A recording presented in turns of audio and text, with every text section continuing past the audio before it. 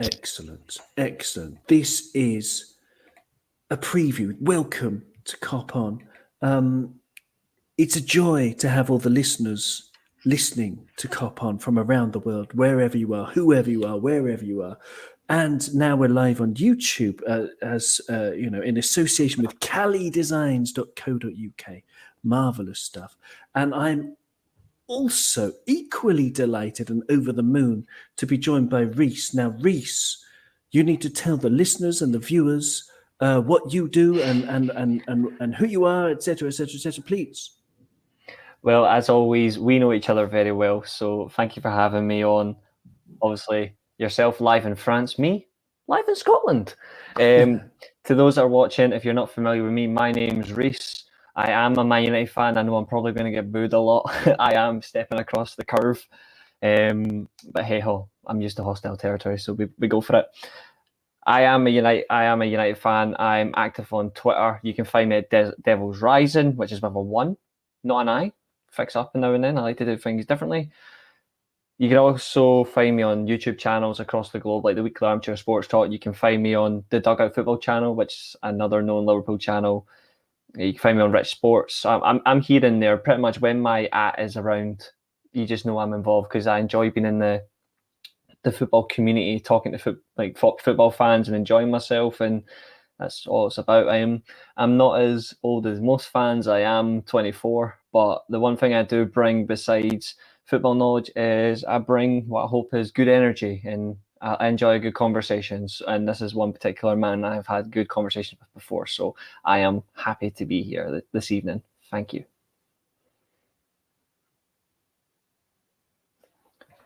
And I believe you're muted, my friend. Oh, how amateur. Yes, excuse me. Yeah, very good. So thank you very much for being here, Reece. It's a joy to have you with us. And yes, we have had a good old chin wag and before about our teams and the state of things. And if you look at the state of affairs of Manchester United. Now, I think the last time we talked, there was all manner of optimism surrounding the United camp because Ronaldo had not long signed. And then in the first 4 matches of the season, United beat Leeds United 5-1. Then they drew 1-1 with Southampton. And then there was a win away at Wolverhampton Wanderers, which in retrospect seems like a great result, 1-0. And then a 4-1 victory over Newcastle United, and United were flying high. But since then, there have been 4 losses to Young Boys, to West Ham United at home, at Old Trafford, to Aston Villa, also at Old Trafford, and then most recently against Leicester City in the last Premier League match. Obviously, there are problems. I'm just wondering what for you is at the top of the list of problems that Manchester United have at the moment. Well, I know for yourself, being a rival, you can always laugh about the ongoing managerial madness, as every fan is at the moment. Opposite sides, they want the United to continue in the free fall because, with all due respect, just like what Liverpool was in the 70s and 80s and United in the 90s and the noughties, a full strength dominant Man United to rival fans, just like what Liverpool fans had, is they don't want it. They don't want a dominant Man United back, just like me, myself, personally, in all respect. I honestly don't care about the dominance of Man City because they are building what they've got, but it's the dominance of Liverpool that's more a more significant rivalry, and it's why I do not want to see more success from Liverpool. In a United perspective, in terms of where we are, I think it's, if you have to be honest, I think it's lack of cohesion from management to players, and I think there's evidence that it's potentially the job is too big for the manager, and I think, in all honesty, I want any manager to do well at the club, but I think the job's too big for him. I think he is out of his depth, and I don't think he's getting helped by the backroom staff enough. Like, he has experience in there, the likes of Mike Phelan, and then he's got relatively some decent coaches in there, like Kieran McKenna and Eric Ramsey. They're decent coaches, but I just think there's not enough, as people now throw the term around elite. I don't think there is elite coaches there to at least help the manager progress to the next level. And I think the players on the pitch, I think they're starting. I don't know if they're reflecting a lot, but I think it is a reflection of it's more they're trying to do whatever they can to get the results in spite of the coaching. But obviously, I can only go based on what I'm seeing on the field. I cannot discuss what's on at Carrington because I can't see it. But I don't think there's. I think it's evident that there is a depth issue in terms of management for what he needs to, in terms of what the manager needs to do for his role. I think he is sadly out of his depth, and it's a shame. And there's no, the other thing as well is the players aren't playing as a team; they're playing for themselves. And we saw against Leicester where we could have went 30 games unbeaten away. Well, we were 30 games unbeaten. It would have been 31, but the key indicator for me there was they just gave up. They stopped trying. And you can have all the talent in the world, you can be an amazing player, but if you give up on the pitch and you just do absolutely nothing, then with all due respect, you deserve to get beat. And Leicester were outstanding. I'm not going to say we were crap because that's not going to give enough justice to Leicester. Leicester were fantastic in that game, but we simply just gave up. And as much as I want to say, oh, it's all the players' fault, I can't. That's not fair. It has to come down from above board as well. And I think it's more or less the case. There's no cohesion, and there's clearly the job's becoming too big for the manager. It's a very interesting word, cohesion, because it's almost 4 years, isn't it, for Solskjaer at the helm? Or? He got the job the 2018-19 season. Okay, he got it towards December 2018 after the Liverpool game where we lost. Yeah. Okay. Yeah. So that's 3 years in charge at the helm. Yes, I have been guilty. I don't know. I don't feel too guilty. I have been reveling and laughing. Yes, or sort of at the top of Ole Gunnar Solskjaer's open top double decker bus. Really enjoying the ride, taking photos of all the sights and all the times that Ole has crashed the bus or, ran into, like any cats on the side of the road, whatever. It has been quite good fun. Just like for you, it was fun for us.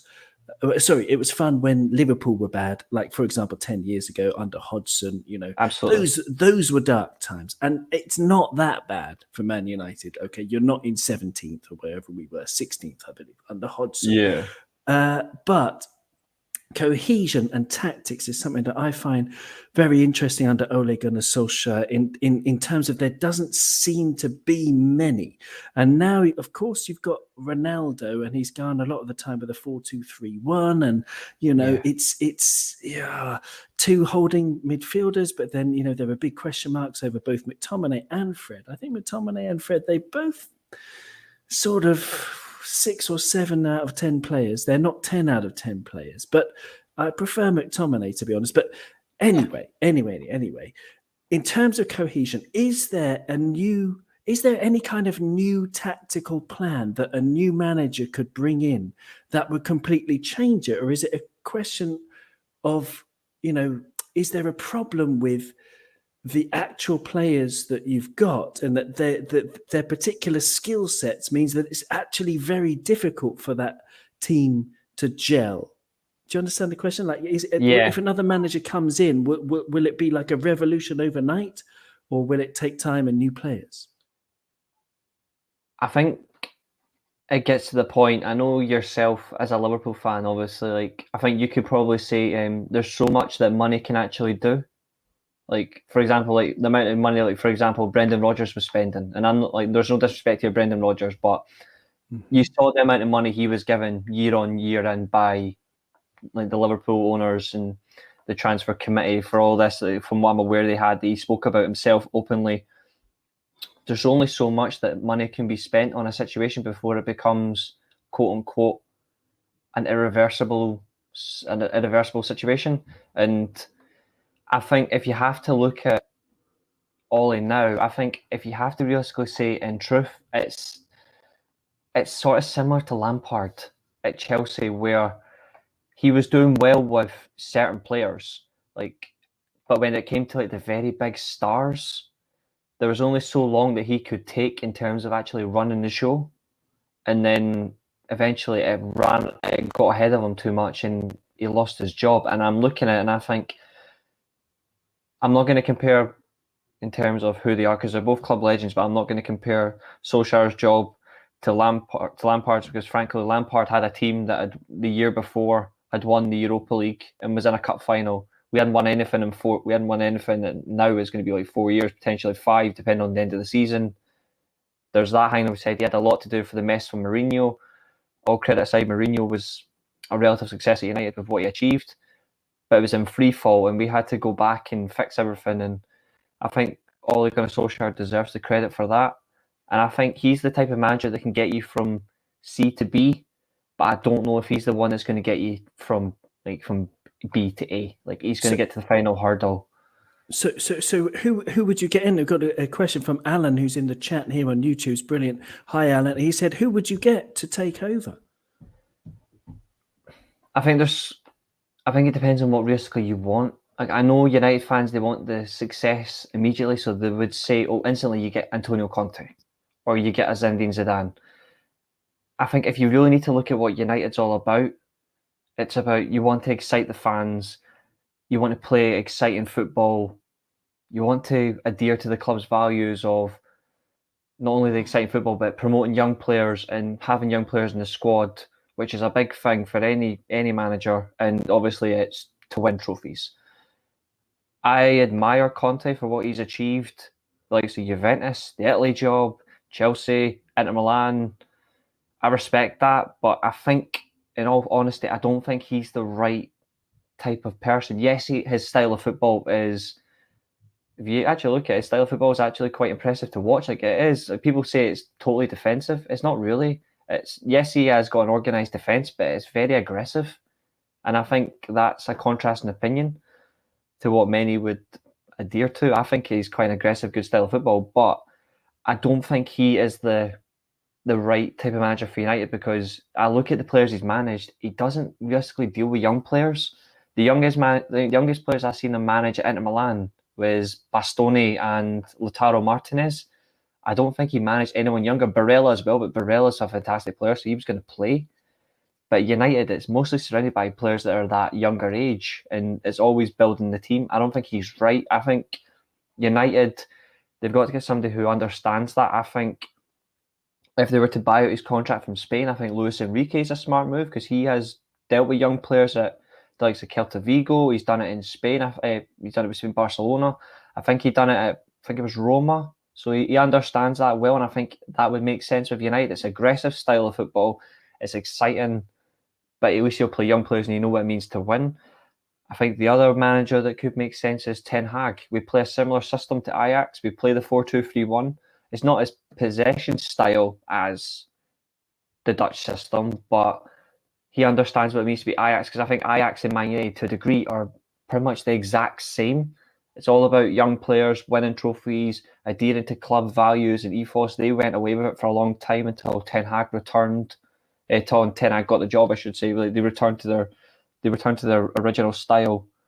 And I look at it and I think maybe that's what United need. They need maybe an Enrique or a Ten Hag. Zidane has the ability to manage egos. He has that ability in him, and he's a good manager. Do I think he makes sense? Yes, I think that makes sense. So I think it has to be one of them.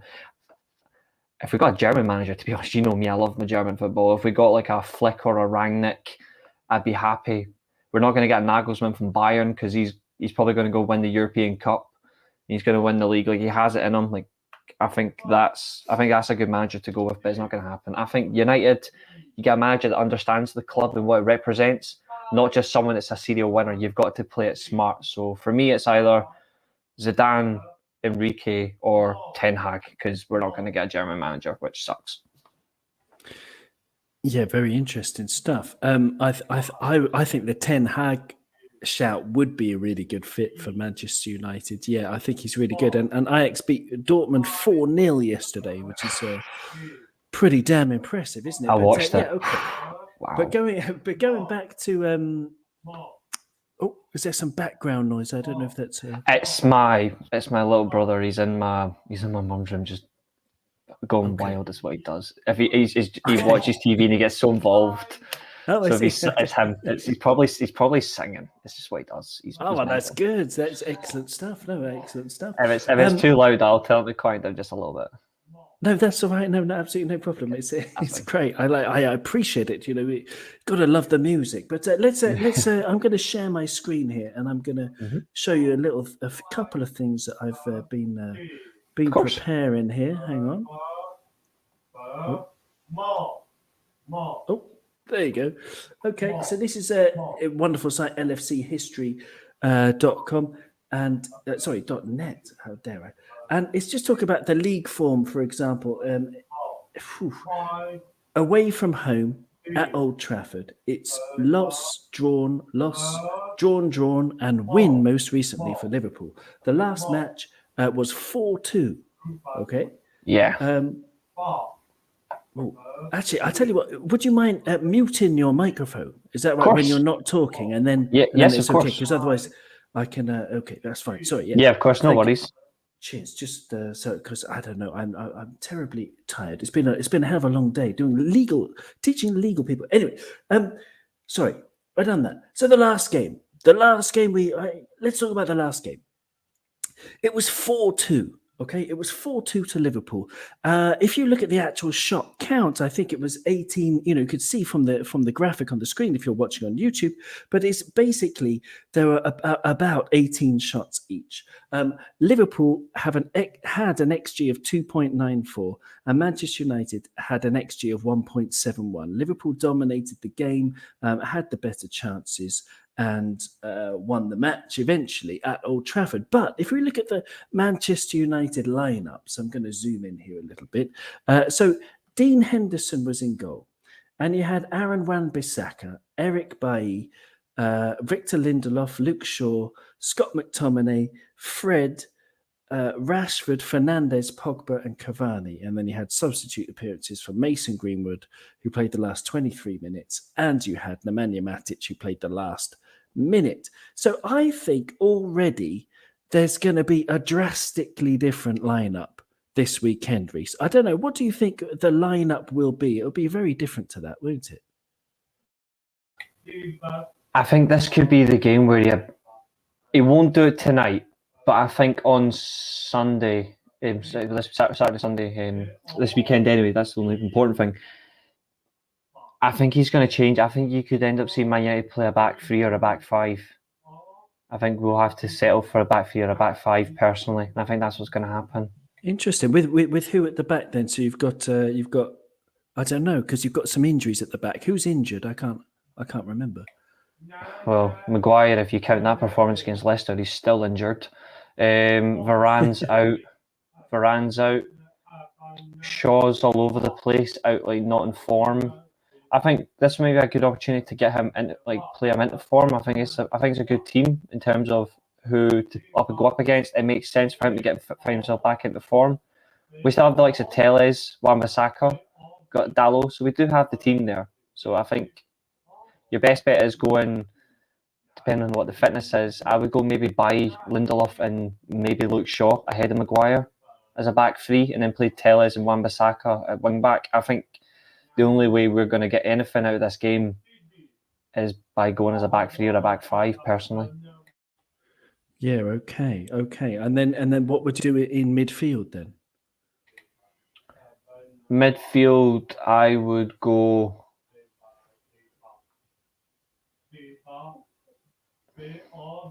I'd play McTominay.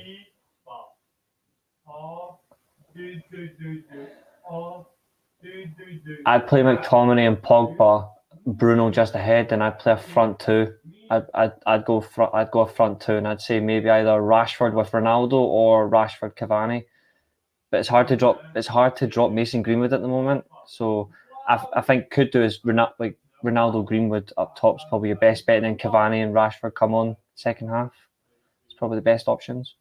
Okay. I mean it's a heck of a firepower going forward, isn't it?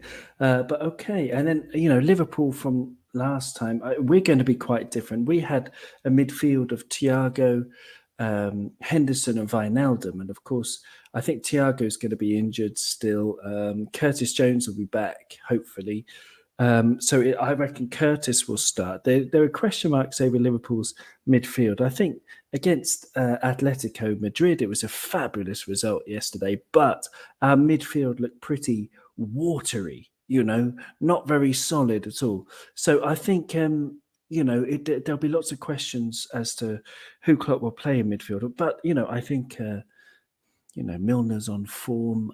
Henderson looks a bit tired recently, but are there any, if you were setting up Liverpool to play against United, what would you say? Would just pass the ball to Mo Salah because he's the best in the world at the moment? How would you beat Man United? I think it's not usually Liverpool's style, which is to sit back, but United's biggest problem right now is themselves, where they have to rely on space and teams attacking them to win. United, we don't particularly dominate teams that well. We just cannot seem to do it. I don't know why. If I was a Liverpool manager saying, if this is how you want to do it, just give United all the ball. It's pretty much the only way to do it. Otherwise, I think if United don't have much of the ball, they have all that space against Liverpool. United are one of the best teams at counter-attacking. Probably the best team in football at counter-attacking. If United had that opportunities, they could get ahead. They could get ahead against Liverpool. But it's the same way for Liverpool. If we make mistakes, it's what's been our detriment against Liverpool in recent games. It's been silly mistakes and errors that's cost us points. So I think it's pretty much tail of the coin on there. Yeah, I mean that's very interesting. I mean, when we talk about players being off form as well, you mentioned Luke Shaw is a little bit off form this season. That went under my radar because I haven't seen enough of Man United in he's not been great at all, and a lot of people are putting it back on the weight thing again, because there was the after the European final, he went on some sort of meal and it was actually photographed. He ordered like steak and chips or something, and then he had a full side plate of large chips beside it. And obviously, people are quote unquote saying he's put the weight back on again and it's affecting his form, and they think that's what the reason is. I'm not sure. I just think it's I think it's just him and Maguire. They had such a brilliant European campaign. To my annoyance, because obviously they play for England, but that's personal. But I think that hype of them getting to the final and the way they played, Luke Shaw scored in the final and they had a relatively good tournament. I think since then it's just got into their heads a little bit, and I think they need to be brought back down to earth a bit, where they need to be remembered where just because they've done this, they aren't undroppable, and they seem to be playing more than other players. When Eric Bailly was good to go against Leicester, Alex Telles could have played against Leicester as well, where they haven't been. Maguire's not fit, Luke Shaw's not been in the best of form. Give them that reminder, because Telles had a good game against Villarreal. So I think there has to be a level of understanding where a player, just doesn't matter who you are, if a player's not performing, you're not undroppable. And do you think there'll be a protest again? Because the Glazers out thing, I mean, it's I remember speaking to a few Man United fans at the beginning of the season, and they were, generally very buzzing about the new season, about Ronaldo coming in, thinking, right, we might actually be able to challenge this year. But they were still Glazers out. So is there going to be a protest? It's what I've been hearing about, that there's going to be, but I haven't seen anything that's planned. I'm hoping that we eventually do get them out. Obviously, I don't want something absolutely crazy as an owner. I just want somebody who just wants to come in and cares about the club I've supported since I was a boy. I want that, and then let us thrive. But from what I've heard, I've seen inklings of a protest, but I don't think anything's going to happen. I don't think anything's going to happen, really. Okay. And about Ronaldo then, I mean, 5 goals in 7 games. Mm-hmm. People are talking about, the question is, does he really fit into the team? Because he doesn't press at all. And, it's sort of exactly the same problem as Zlatan when Zlatan played for you, in that he'll get you 25, 30 goals even, but you're one player short in defense because, he doesn't defend from the front. He's not really doing anything, contributing anything. So you're basically constantly defending with 10 men or 9 outfield players. Is that a problem for you, or would you agree with that assessment, or is it just finding a different system, or what do you make of it so far, Ronaldo? I think for any team, he's a great addition to have, because we've seen it since that 07-08 season when he hit 42 goals. Since then, he's just been on a tailspin of great numbers, performances, trophies. He's done all this. He's done all that in the game. I think United should already understand what they're getting. I mean, he's scored 750 career goals. United, and he's done it his way. He's never really been a pressing player. Even when he was at United the first time, he wasn't that type of pressing player. He had players pressing around him. He was pressing the dangerous areas where he knew he was going to get in on goal and he was going to be effective. United, I don't think, are actually accustomed to him. I think you have to find a way that gets the best out of the team. Like, the runners around them have got to be effective. The midfield have got to do the job as well. And to be fair, so does he. He still has to put in a shift, because he done it at the Euros, where you saw the goal. Was it the goal against Hungary, where it was the corner kick the Hungarians had or something? The Hungarians had it also. He started it in his own box, and he's the one that finished it. He got going, so he knows how to do this. I don't think United are playing to his strengths, and I don't think himself is at times offering enough that can help. But United should already know he's not that type of presser. He presses in a different way. I don't think he's been accustomed fairly, and they have to find a way to get the best out of him, but also the best out of the team, because he's still a fantastic player and he's still a magnificent goal scorer. He can get the business done. But I think I think it works both ways. Like, there has to be something for him to give, and there has to be something that gets this team can get the best out of him, but also the best out of the players around him. Because it can be done. I just don't know what necessarily can be done to do it.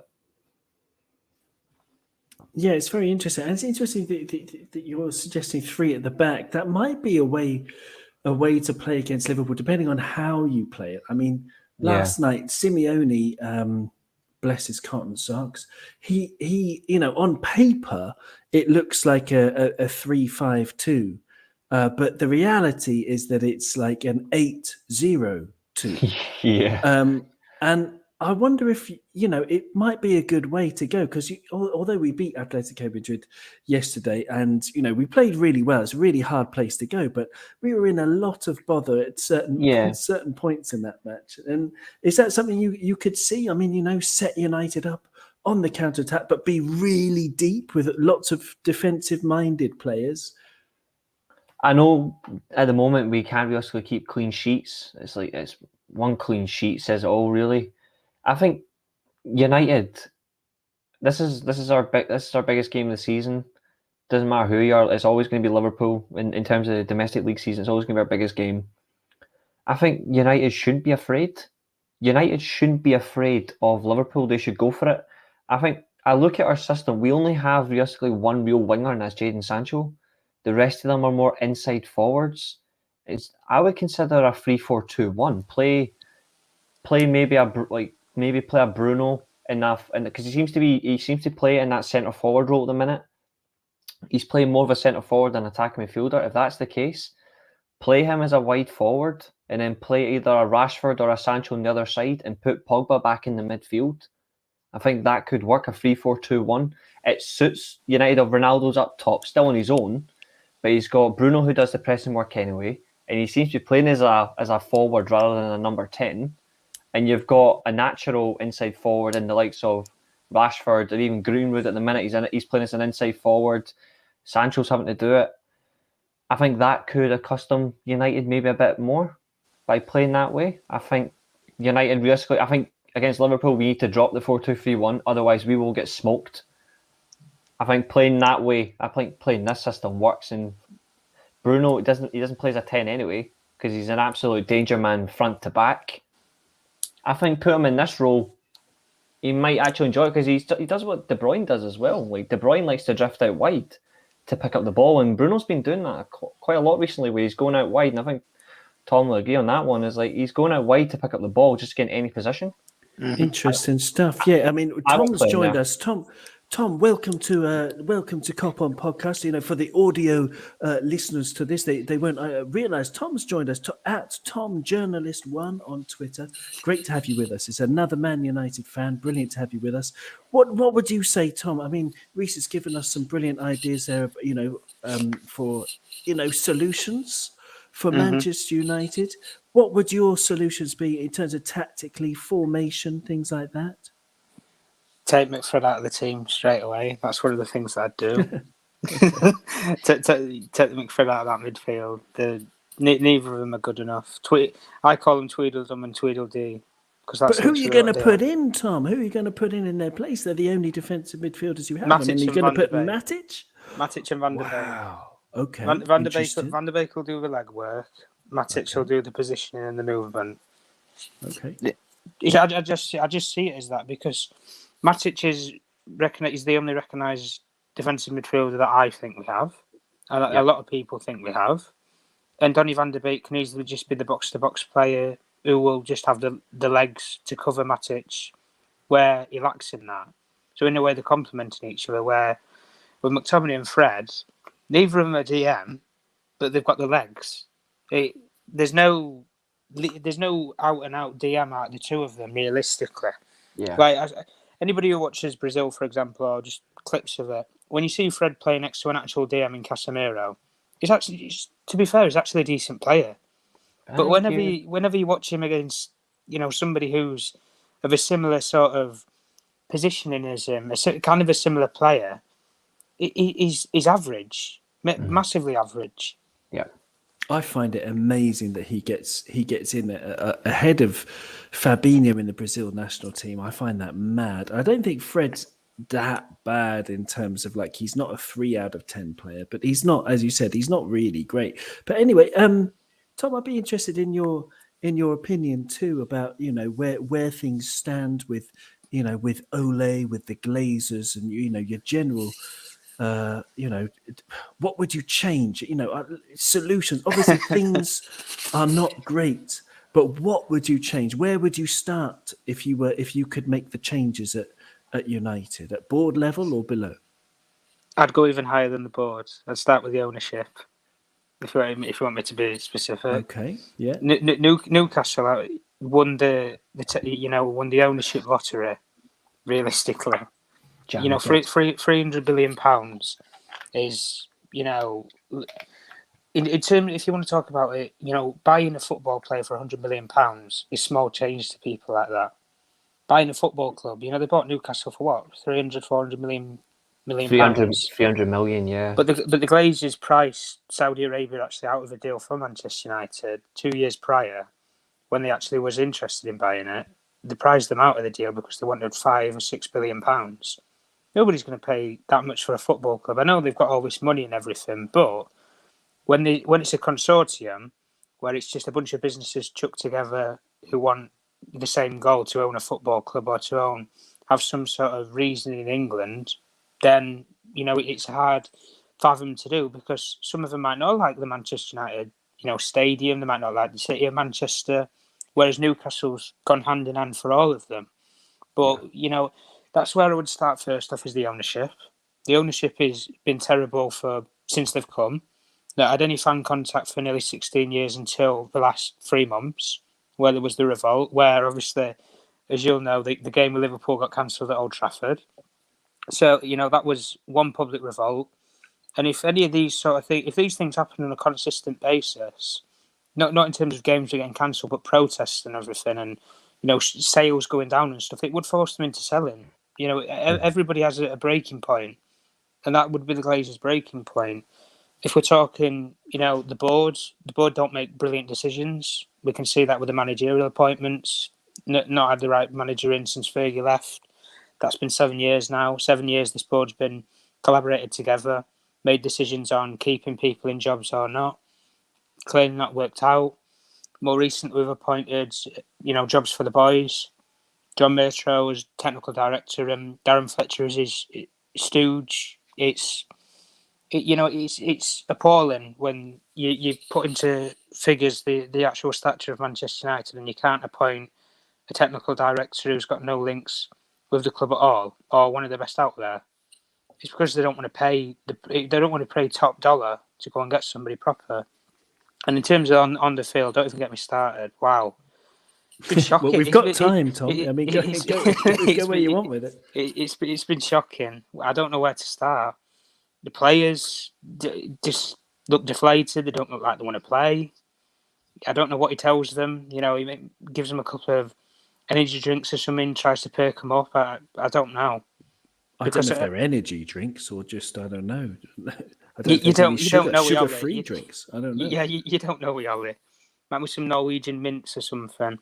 But it makes it doesn't make much sense sometimes. Some of the things that he says in press conferences or whatnot, like he'll say something like, "Oh, McFred's a brilliant partnership and everything," but then the next game they won't play or an important game. And tonight is realistically we Atalanta was for me more important than the Liverpool game. I always see you take game by game. I'm sure a lot of people say it as that. You lose tonight, and you know you could kiss goodbye to the Champions League group stages. You never know. It's a strange thing, and there's only 6 matches, and we're already on to match day 3 already. And you know, take it game by game, and putting McFred in there tonight, I think emphasises that they'll play tonight and they will play against Liverpool, hands down. I don't need to, you know, I can bet any sort of money anybody wants. I'll bet money that they'll play both games. Played tonight. They'll play against Liverpool as well. You know, tactics wise, he doesn't have any counter attack. That's his tactic. The only thing he's got is counter attack. It might work against Liverpool, though. I mean, I wonder if you know, Reece, what do you think about, you know, the old cliche, you know, you know, the form book goes out the window. Would you say that that's the case in this match? In terms of a rivalry perspective, absolutely, because we've seen it before where we've been in amazing form and you guys have been quote unquote terrible and we got ripped to pieces. In other games, it's been the opposite where we've been in poor form, Liverpool's been in great form, we've beaten them, and then we've also had draws. It's all down the basket of it. Anything can happen in a derby game. And I think the way it is going to go on paper, it's always built up so much and then it's a draw. I'm hoping it is for us in this sense. Is I hope we win, and I want us to win as a team as a whole rather than just labeling it all as individual brilliance or got lucky. I want us to win, but it's always the same manners, and I think I don't know what can be done to change things, but because frankly, you could all have the same conversations. We're going to be stuck in filling square pegs and all that, and I think form goes out the window. It could end up being the way United play against certain teams, like they give them time and space on the ball and just let them attack. United have wiped these teams before. We wiped PSG before. We wiped Leipzig. We've beaten Liverpool like this before. We beat us in the FA Cup the same way, and then so we've done it to Man City more times than I can count. So it says all really just what can be an impact. I think that's what it comes down to. If that happens, Reece, then you know, like one of our greatest managers in our history, Bob Paisley, he used to say when Liverpool were winning leagues, he won the league 6 years out of 9. And he used to say that, you know, when teams below used to get good results, it was like throwing them a bit of toffee so that they can chew on it and they feel good. And then, you know, there's the sugar crash, I guess, when they lose a little bit further down the line. So if United were to win, which is entirely possible, I think, on the weekend, given your, as you said, the strengths on the counter-attack, etc. Yeah. I mean, in a way, would you be disappointed because that would mean that Ole can get to keep his job? You know, you can win tonight and win against Liverpool, and then suddenly, you know, things don't look too bad, Reece. I mean, would you be okay for Ole to continue if that happens, or would you be like, oh no, it's just a stay of execution? I've never really called for a manager to get like the sack. I would never want us to lose to get a manager out. Like I've seen on social media lately where fans are declaring that they want Liverpool to beat us so the manager gets sacked. I ain't like that. I'm never going to be like that. what I will say though is, like, I'll reiterate what I've said openly and honestly at the start of the show, is I think this job is too big for him, and I think he is out of his depth. If he beats Liverpool, fantastic, because it's unlike the Arsenal game that's coming up, in a couple, not too long as well. We haven't beat them in the league in some time. We haven't beat Liverpool in the league in a couple of years, and that has to change.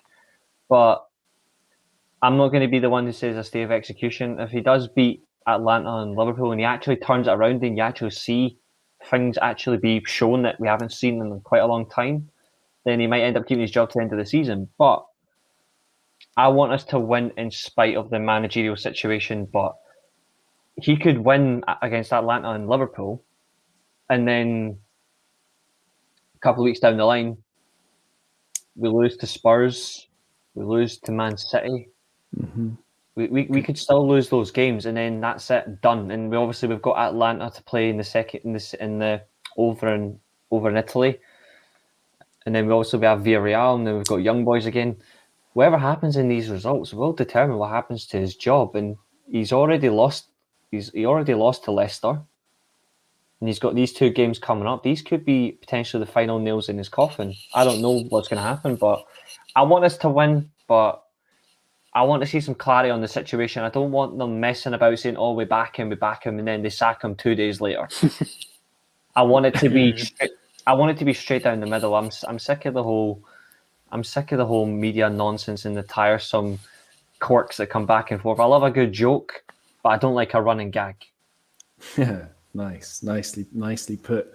Tom, what's your take on that? Imagine United, come out of the game with a win. I mean, would things feel like there's still some hope that you're clinging on to, or like Reece said, he's just out of his depth a bit? Well, the only thing that will come out of it, Ollie will get another couple more weeks reinstatement. That's the only thing. He'll just get another couple more weeks of the media pressure isn't as bad. But get games like tonight. When you've got to win Champions League games. To not get out of the Champions League group is, in 2 attempts. I think this is one of the key points for me. Is if we don't get out of this Champions League group, then he's got to go. He had the opportunity with Leipzig and PSG. We were top of that league. We were top of that group at the time. 3 games in, cruising, and then we've ended up finishing 3rd at the end of it all. I don't see how that happens. And then obviously we go into games like tonight.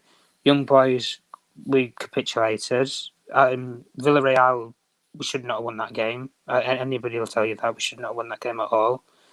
We've not had a brilliant performance in the Champions League at the moment, really, and the games are only going to get harder and harder because obviously you play Atalanta tonight at home, which realistically is probably the easiest one in the next 2 Champions League games anyway, because going away to Italy is not an easy job for the Italian fans out there, and going obviously to Spain with Villarreal, that's not going to be an easy job either. So, but with Ollie, it's you don't.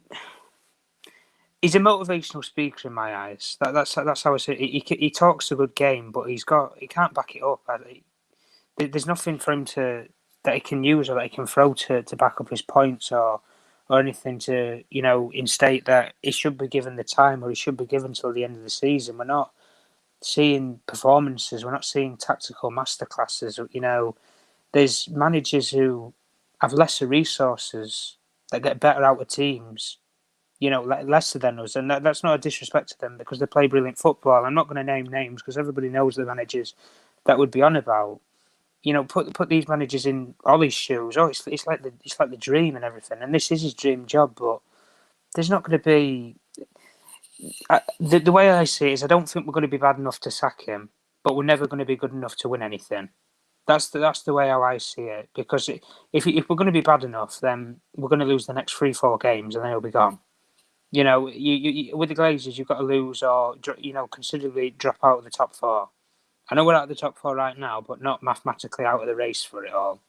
Get to Christmas time, you're sitting 9 points adrift. Maybe a different argument, but when they make these decisions, and at Liverpool, you'll know a similar story with Rodgers when it were coming toward the end. There was a lot of talk around. Names were getting bashed about and everything, and right, so, there's no conversations with this person, and then, 3 days later he's gone? There's strange things, but even when you hear that they're sticking with a manager or they're getting rid of him, like, say, Steve Bruce has done today, for example, to even have the conversation, they must have doubts.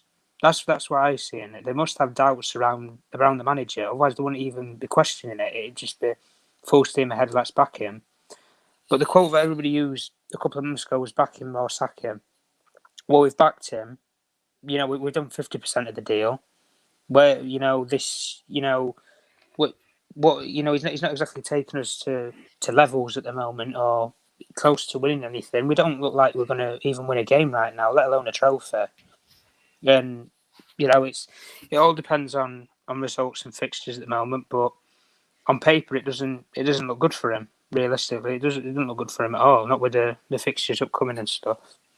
Yeah, interesting stuff. Well, I mean, there's only 10 minutes until that game against Atalanta. I'm sure the listeners to the podcast version of this will already know the result. But I've just got one final question for you both then. I mean, because as it stands, it's a binary situation. Either Ole is going to stay until the end of the season or he's not. So if he stays and if he doesn't stay, Reece, what are your differing expectations? So let's say, for example, if Ole stays until the end of the season, maybe you'll expect to get top 4, or maybe you expect to you'll miss out on the top 4. I'm not sure. And then if someone comes in, you can choose your manager. So if it's Ten Hag, okay, Ten Hag comes in and maybe we rally and we definitely finish 4th or 3rd. I don't know. What would you say, Reece, with and without Ole? What are your expectations? With Ole, at the start of the season, I thought we would still be second again. Personally, I still thought, in terms of squads, I still think we have a better squad than Liverpool. I think we've got a better squad than Chelsea. I think as a collective, when you look at our as a whole, I still think we are thereabouts. We are better, but I know it's had us to win a trophy, because frankly, excuse me, to win one, because it's been quite a while. But I look at it now and I'm thinking, if Ole stays, then I still expect us to be in that top 4, because we've been in there the past 2 seasons, and I expect a cup run that will at least get us a trophy. Because if he doesn't get anything, he is going to go out in his ass in the worst way possible. If he is gone, like if we get rid of him, then I'm going to put, say, because I think right now United have really got to get away from the back 4 because it's just not working. I'll put Enrique in there, for example.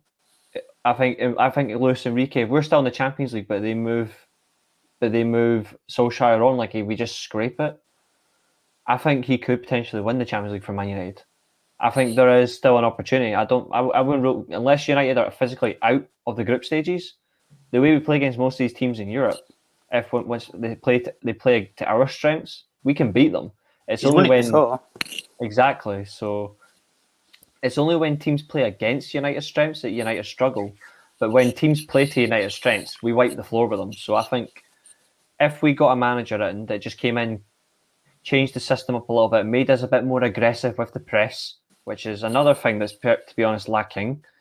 That aggression, that with the press and actually pressing more than 5 seconds. If that was to happen, say a Ten Hag or Enrique, I think Enrique is the more understandable option with the backbone to him, but Ten Hag's a fantastic manager. Either of them could win United the Champions League this year if United got out the group stage. Either one of them.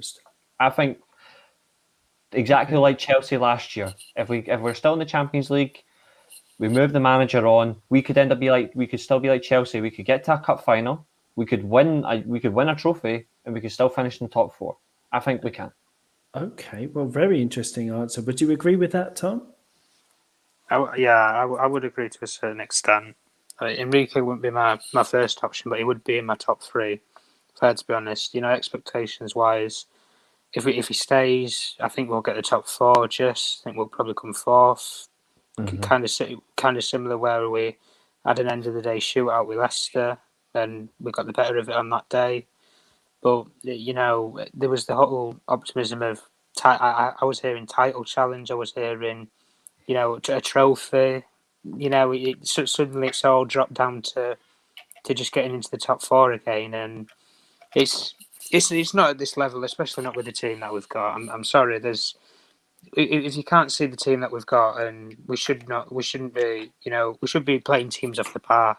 Realistically, man for man, we're better than Atalanta, player for player, but system wise, they do us over every day of the week. Completely. Would you agree with Reece that you have a better squad than Liverpool as well, like man for man? No, I wouldn't say in an attacking sense, and I wouldn't say defensively. But to a certain extent, maybe midfield, if you want to say Pogba and Fernandes, but there's no defensive midfielder in there. Goalkeeper, that's obviously a debate that's been going on for years with De Gea and Alisson, but no, it's same with the manager situation. If it does change in the next couple of weeks or whatever, everybody's got their own predictions of who they'd go and get and whatever. Personally, Conte, not my cup of tea. I've got to be honest with you. Back 5 system's not really my forte, if I've got to be honest. The two that I would go out there and get, I would go out there and pay good money to get Ten Hag out of Ajax. If it's 5 million, 10 million, 15 million, is the best up and coming manager out there right now.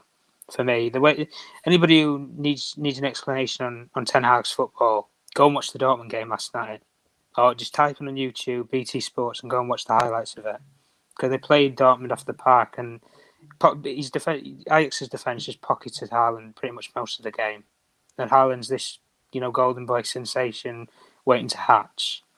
But that's probably who I would go for straight away, Ten Hag, no matter the money. Ten Hag and Nagelsmann are the best upcoming young tactical managers. It's definitely those two. Okay. Enrique is just an aggressive style. We wouldn't even get Hansi Flick, who's a fantastic coach. We wouldn't get him either, which is annoying. Why not? Why wouldn't you get him? I don't think United would be tempted to go for it. Like, get a manager out the German job, even though he's done relatively well, Bayern, and so far he's rebuilding Germany. I don't think United would take him up on it. I think they would actively pursue it. We've never had a German coach. We're very limited in terms of actually looking at German talent. We've never actually pursued it. I don't know why, but I think right now we could do with a little bit of German mastery. I mean, German managers they're the best at the moment, aren't they? I think so. And Klopp. I think they are the best. I think right now not the bad. best. Nagelsmann, Flick. There's so many of them. Nagelsmann's in my top 3 of managers I would take. An outside manager, like an outside choice. He's an older guy. I think I know what you're going to say. He is an older guy, but his style of football is amazing. He likes promoting young players. He understands football scouting as well. Yeah, I would look at Ralph Rangnick. Yeah, I would look at Ralph Rangnick for the Man United job as well. I think personally, even though he's an old bugger, he's a handsome man for 61. I would honestly bring in Ralph Rangnick as the Man United manager. I think he's another fantastic option because his style of football is what engineered Jurgen Klopp and Thomas Tuchel. Yeah, it's true. He had a huge influence. He had a huge influence. But listen, guys, we're going to have to end it there. It's been absolutely wonderful talking to you both. Really interesting stuff.